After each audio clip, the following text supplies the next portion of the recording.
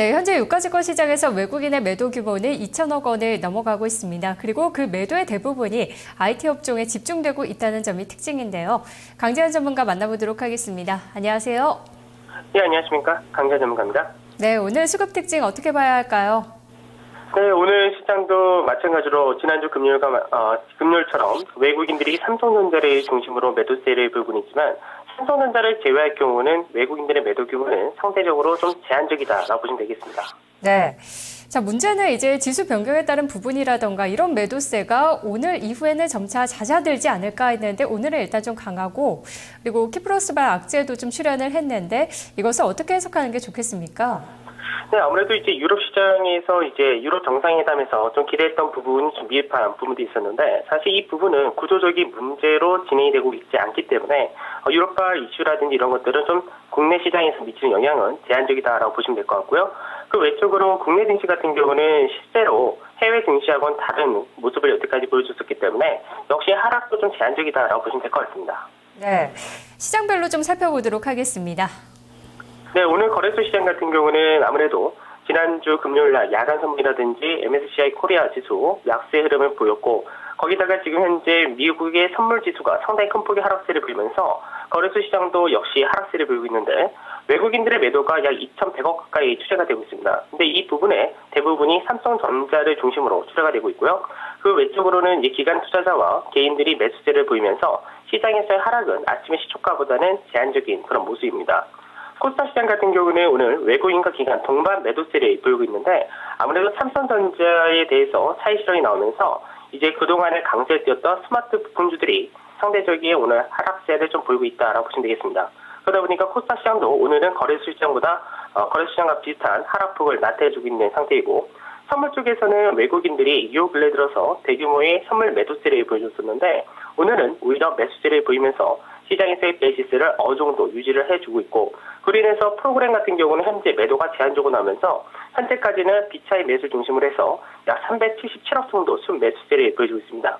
차익 쪽에서는 약 58억 정도의 매도가 나오고 있고 비차익에서 약 435억 정도 유입이 되고 있는 모습입니다. 네, 선물에서는 120에서는 지지가 되고 있죠.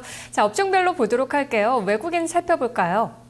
네, 외국인 같은 경우는 앞서도 말씀드렸듯이 삼성전자를 중심으로 매도세를 보인다고 말씀드렸는데 현재 외국인들이 가장 많이 매도라는 것은 역시 전기전자 업종이 되고 그 이후로는 화학이라든지 운수 창고 업종에 대해서 매도세를 보이고 있는데 이제 화학 같은 경우는 지속적인 외국인들의 매도세가 그대로 이어지고 있는 그런 모습입니다. 반면에 매수로 하는 것은 운송 장비, 자동차라든지 조선 섹터에 대해서는 일부 매수가 들어오고 있고 철강과 전기 가스 업종에 대해서도 매수세를 보여주고 있는데 현재까지는 매수 규모가 좀 상대적으로 좀 작은 모습이고요.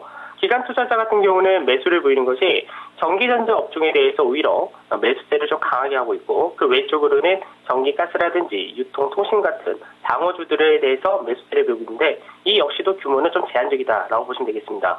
반면에 이제 기관이 매도를 하는 것은 외국인과 마찬가지로 화학 업종과 운수 창고 업종에 대해서 동반 매도세를 보이고 있지만 그 규모는 역시 좀 제한적이다라고 보시면 되겠습니다. 네, 문제는 이 전기전자 업종을 어떻게 해석할지가 될 것 같은데요. 외국인의 매도 규모, 전기전자 업종에만 거의 2천억 원이 몰려 있습니다. 개인과 기관은 좀 적극적으로 사지 않지만 그래도 개인까지 합치면 그 물량을 거의 받아내고 있는 구간인데요.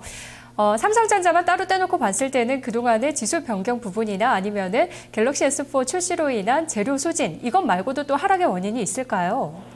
네, 그 외적으로는 추가적인 하락 요인을 찾기는 힘들지 않을까 싶습니다. 다만 시장에서 이제 애플과 삼성전자를 놓고 이야기할 때 주로 여태까지 글로벌 시장에서 메이저들이 가장 많이 사용했던 전략이 삼성전자를 살 때는 애플을 팔고 애플을 살 때는 삼성전자를 매도하는 전략을 많이 썼었는데요. 최근 들어서 애플 같은 경우는 바닥을 다지면서 올라오는 흐름이 있기 때문에 상대적으로 삼성전자가 갤럭시 S4를 이제 발표를 한 만큼 추가적인 단기 모멘텀이 제한된다는 부분이 외국인들의 차익 욕구를 좀 자극하고 있지 않나 그렇게 보고 있습니다. 네, 글로벌 차원에서의 IT 포트폴리오 조정으로도 해석을 하시는군요. 자, 그렇다면 오늘 수급 관심주 어떤 종목입니까? 네, 오늘 수급 관심주는 제가 이수화학을 말씀해 드리도록 하겠습니다. 이수화학이다라고 얘기하면은 이제 국내 세제 시장이라든지 이쪽에서 굉장히 과점을 한 그런 기업인데 중국 시장에도 진출을 하고 있고요. 그런 부분이 이제 상대적으로 메리트를 가지고 있고 또 외적으로도 자산 가치 대비 저평가라는 모멘텀까지도 같이 가지고 있죠. 그리고 수급적으로 볼 때도 최근 들어서 외국인과 기관, 특히 영기금에서의 매수세가 지속적으로 이어진 종목이기 때문에 상당히 지금 구간대가 매력이 있다고 보시면 되겠습니다. 현재는 가격이 18,700원에서 움직임이 나오고 있는데 18,700원을 매수가로서 말씀을 드리도록 하고요. 단기적인 목표가로서는 22,000원, 그리고 손절가로서는 18,200원을 제시해 드리도록 하겠습니다. 네, 알겠습니다. 전문가님 말씀 고맙습니다. 네, 감사합니다.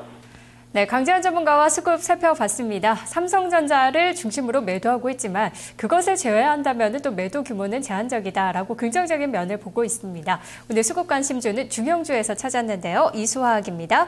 매수가 18,700원, 목표가는 22,000원, 손절가 18,200원을 제시했습니다. 수급 나우였습니다.